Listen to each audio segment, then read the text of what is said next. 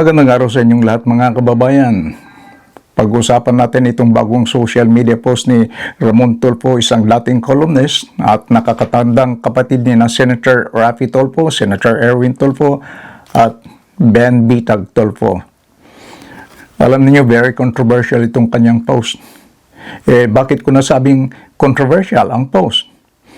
Paano ayon naman kay Mon Tulfo, itong mga senador sa 20th Congress ay kinabibilangan daw ng mga babaero, adik sa cocaine, bakla, tuta ng Malacanang, at meron pa raw ex-convict. At hindi lang yan, meron daw nameke ng kanyang US citizenship. Hindi pinangalanan ni Mon Tulfo ang kanyang mga binanggit, pero baka alam ninyo ang kanyang tinutumbok. Okay, tignan natin kung ano yung mga sinabi niya sa kanyang post. Isa-isahin natin ang mga blind items na kanyang isiniwalat at tignan natin kung mahulaan ninyo ang kanyang mga binanggit. Mahuhulaan ba ninyo ang mga senador na ito? May mga senador daw na tuta ng Malacanang at tuta ng kapwa senador. Ito ay ayon mismo sa kasama nilang senador. Sino sila? Kung alam ninyo, isulat ang inyong sagot sa ibaba. Ito pa, may mga bakla raw na senador. May isang senador daw na ipinasa sa kanya ng kanyang ama ang kanyang sekretarya bago namatay ang matanda at asawa na niya ang babae ngayon. Pero di umi-score ang senador na ito sa kanyang misis dahil bakla raw siya. Sino kaya ito? Sino ang inyong hula? Itong susunod, palagay ko madali ninyong mahulaan kasi sobrang bugbog ito sa social media.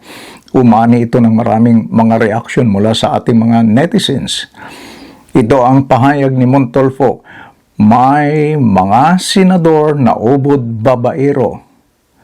O di ba alam ninyo kung sino ang mga tinutukoy niya? Mga ang ginamit niyang pantukoy. So ibig sabihin, marami sila. Kasi mga plural ito, hindi singular. Alam na ninyo siguro ang kanyang tinutukoy. Itong susunod, hindi ko alam talaga. Baka mas alam ninyo. Meron daw adik kasi sa cocaine. At dagdag pa ni Mon Tulfo, budburan ng senador na ito ang babae ng cocaine mula itaas hanggang sa ibaba at sisinghutin ito. Mga kaibigan, talagang wala akong alam tungkol dito. Sino kayang senador ito? Talagang wala akong clue. Baka meron kayong alam. Itong susunod, maaring meron na kayong nasa isip kung sino ito. Meron daw ex-convict.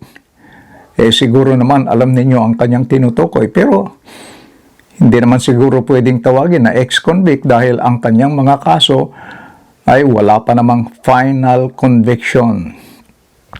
Itong susunod, sigurado akong marami sa inyo ang nakakaalam. Kumalat din ito sa mainstream at social media.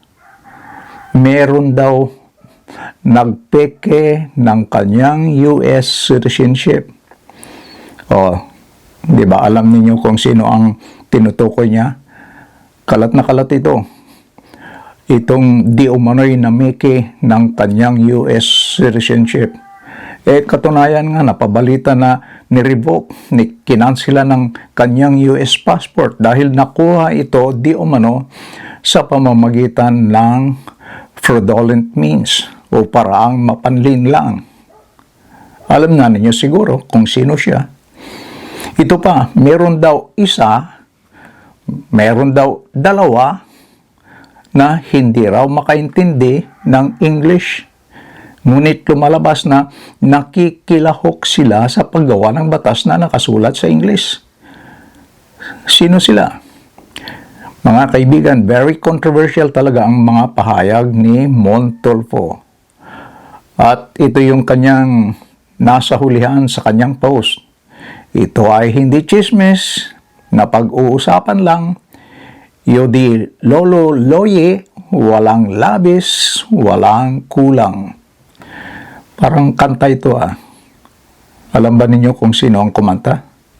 Mga kaibigan, maraming salamat sa inyong panonood. Hanggang sa muli, maraming salamat and please don't forget to like and subscribe. Bye-bye!